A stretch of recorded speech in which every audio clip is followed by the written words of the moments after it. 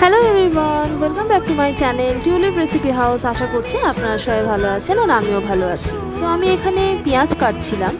তো বানাবো হচ্ছে মাছের বড়া। তো বাঙালিদের কম বেশি সবারই মাছের বড়া আশা করছি প্রিয়ই হয়, আমার তো খুব প্রিয়। তো খালি কি মাছের বড়া খেলেই হবে? তোমরা গেস করো তো যে এই মাছের ডিমটা কোন মাছের ডিম। যে বা যারা বলতে পারবে যে এটা কোন মাছের ডিম, তারা আমার নেক্সট শর্টে শর্ট আউট পাচ্ছে। তো দেরি করো না, একদম তাড়াতাড়ি আমায় কমেন্ট করো, আর ভালো লাগলে সাবস্ক্রাইব লাইক শেয়ার করে দিও। Thanks for watching.